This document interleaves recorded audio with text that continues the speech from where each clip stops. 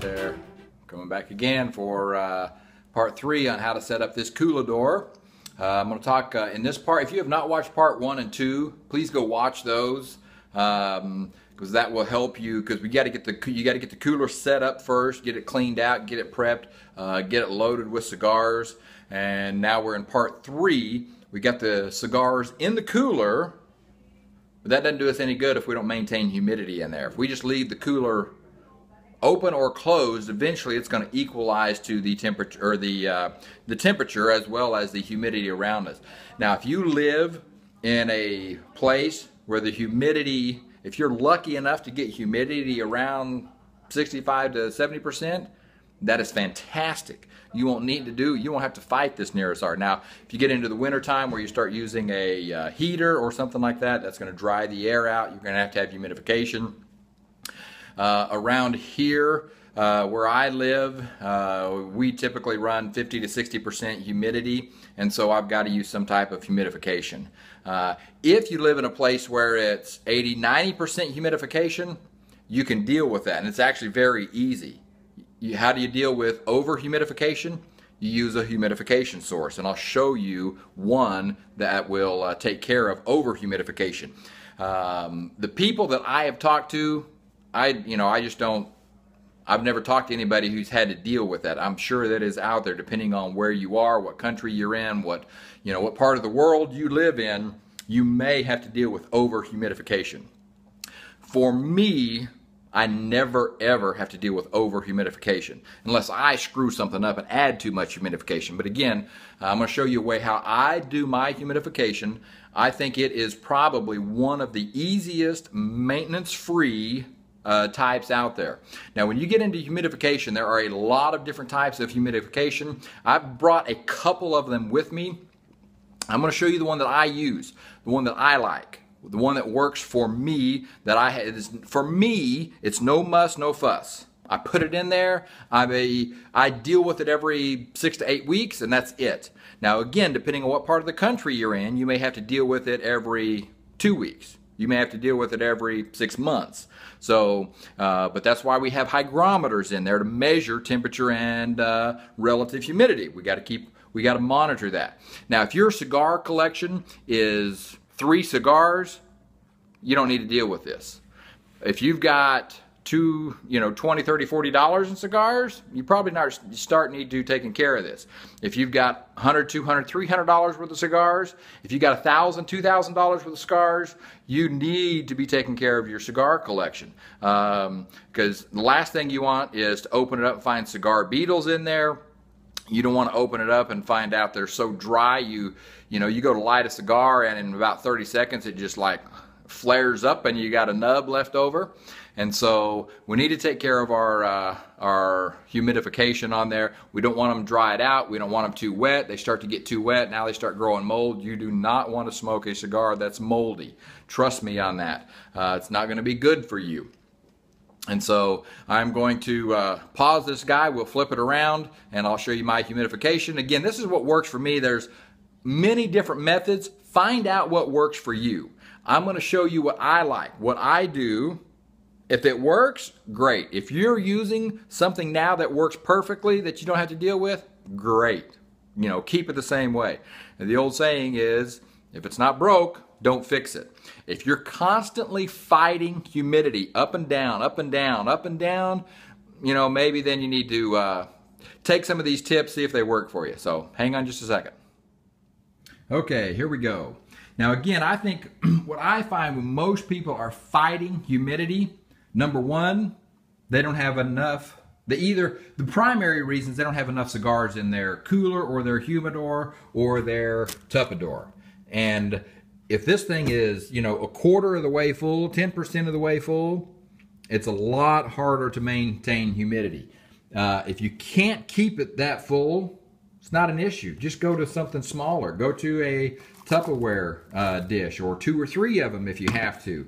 When you get a collection big enough, then you can move to something like one of these guys. Now, I do have some desktop humidors that I will keep a couple, different cigars out of all my batches in there. That way I don't have to get into my cooler every single time I want a cigar.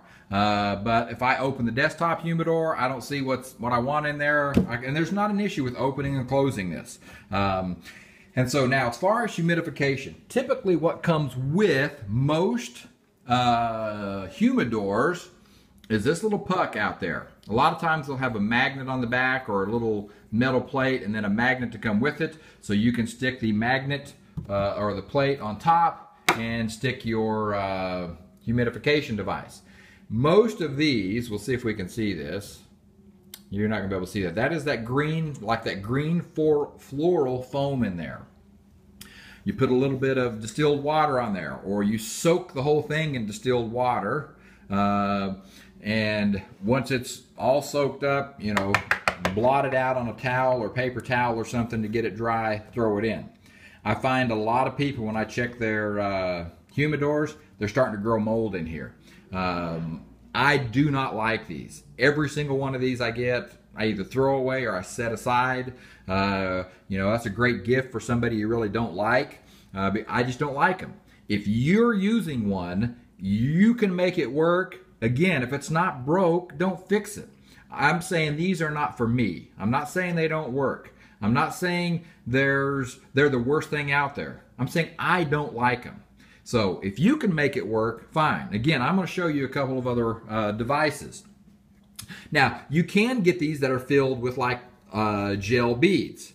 There's several different companies who make like a gel bead, and you put, depending on them, you put either a distilled water in there or you put a PG solution in there, which sometimes it's 50-50. Now, if you get a gel bead, for example, if you get a Cigar gel, their gel beads where you dump the solution in there, do not use a 50-50 PG solution on a Cigar bead. Those gel beads, it will destroy your beads. You may get humidification in there. It may work fine for a few months, but eventually it destroys the bead and you cannot maintain humidity level in there. You need to use the Cigar PG solution. It is not a 50-50 water PG. I don't know whether it's a 60-40, 70-30. I can't remember what the ratio is. But if you're using the Cigar beads or gel beads, whatever they call them, use the Cigar solution. Those work pretty good. I have used those in the past. What I find when I'm using the Cigar is that they tend to give off too much humidity. I find it hard to keep the humidity down. I put it in there and the humidity just keeps going up and up and up and up, and eventually I got to open it up, take it out, and let it set for, you know, several hours to get the humidity back down. And so I've stopped using those.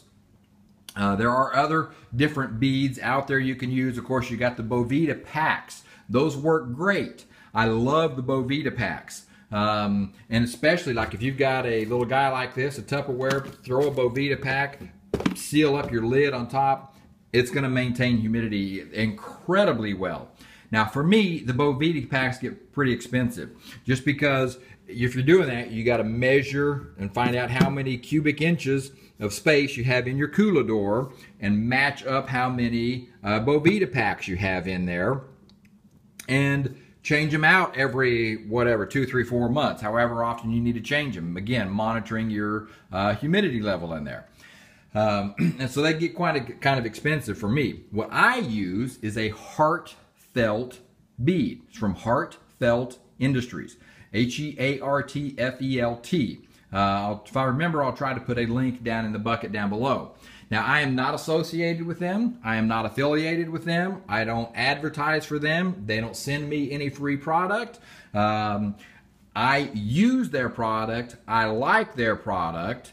It works for me. For me, it is no muss, no fuss. I put it in, set it and forget it, so to speak. Now, you do have to do some maintenance on it every now and then. Now, you can get these beads in little small containers like this. If you can see those beads in there.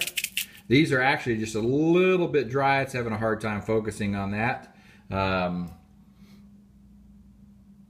But you can get little containers like this full of beads. You can buy these containers empty if you're buying the beads by the half pound, the pound, 2, 3, 4, 5 pounds of beads, something like that, and then fill the containers. This is full of beads, and then it's got all those little like vent holes. Now the reason I like the Heartfelt beads, number one, you buy them in whatever humidity level that you want to maintain. So they have like a 60% humidity, 65% humidity, and 70% humidity beads. I get the 65% because I like my cigars at 65 to 68%. It's typically where I like to keep my cigars. They have on their website, they have a calculator. If you know the square inches, you don't need their calculator. If you don't know your square, or not square inches, cubic inches, you measure, you know, length, width, depth, punch it into their calculator, and it will say you need whatever, X amount of beads. You need a pound of beads. You need 10 pounds of beads. And so like when I measured this cooler, I think I needed about 3/4 pound of bead. So I got a full pound of beads. It does not hurt to have 10 pounds of beads in there if you want. Now the biggest reason I like the Heartfelt beads is they not only give off humidity, they absorb humidity. So if I get a 65% and I have the right quantity in there, it's going to maintain that right at 65%. If I live in a 90% environment, I can throw 65% and it's going to absorb down the humidity and get it down to 65%. So that is my preferred method. Plain old distilled water. Do not use tap water. Do not use spring water. Do not use filtered water. You want to use distilled water. You got to get all the minerals out of there. I don't care how well your filtering is, it needs to be distilled water. And you can tell whether these need water. Notice in there, again, that's having an incredibly hard time focusing, and I'm trying to do this one-handed. But you can kind of see there's a couple different colors. You got some really white ones in there. That's the ones that are dried out. They're ready to absorb moisture. And then you got kind of like some of these right in there where they're a little bit tannish or, you know, a little bit translucent color. That means those are wet. They're really not wet, but they have moisture in them and they're ready to give off humidity. And so, and when you wet these, you want it about a 75-25 ratio, at least in my environment. If you're in an incredibly humid environment, you may want it, you know, 20-80. You may want it 0 water in there. You may need it to absorb moisture. And if I remember right, this is what the Smithsonian Institute uses, like in some of their displays where they need to keep humidity at a certain level. And so, when I buy a pound of beads, you know what that is? I go to the grocery store, yes. I go to the women's section, and I buy a pair of like the knee-high pantyhose and the little bubble thing, you know, the little plastic bubble for $1 or less. Dump my beads in there. Tie the top off, that's the bottom. Tie the top off, cut the rest. That, now I can get moisture in and out of there. And then you can take a spray bottle, you can sprinkle distilled water on it, then I wrap it up in a towel because I don't want this physically wet on the outside. And then, like there's a ½ pound, there's a ½ pound, close the lid. And that is going to maintain my humidity incredibly well. This I normally have in my desktop humidor. I've got a smaller desktop humidor. It holds, I can't remember, 50 or 100. That is plenty for my desktop humidor. I brought this just so I could show you what it is. These caps do come off if you do want to dump water in there. Again, it'll never focus on there the way I'm trying to hold this. Or again, I'm going to dump those out on the ground. You can just spray water right there. It'll absorb right through those holes. And for me, in my environment, about every 6-7 weeks, I need to add a little bit of water. And I can tell that by my hygrometer, what my hygrometer is doing. So again, this is not... It may be an advertisement for them. It is a non-paid advertisement for them. I like the beads. They work for me. Again, if you have something that you're using that works for you, that maintains your humidity well, that's low maintenance, that you don't have to fight, again, if it's not broke, don't fix it. Keep using it. I don't have an issue with it. If you love these little guys and they work for you, fine, more power to you. Use them, not a problem. be careful, don't let them grow mold. You can get things like this and put heartfelt beads inside of there. You can put, you know, and there's a lot of different types of cigar beads or something like that. Whether they work all the same or not, I don't know. I have had plenty. I've had years of experiences with the heartfelt beads and have not had an issue with them. And so that's what I use. And so this video's running just a hair long. I'm going to stop this guy, and then I'll come back and we'll talk a little bit about hygrometers, because typically you don't want to just throw a hygrometer in your humidor or your Coolidor, leave it. And so I'm going to come back. Thanks, guys. I appreciate it. Stay tuned.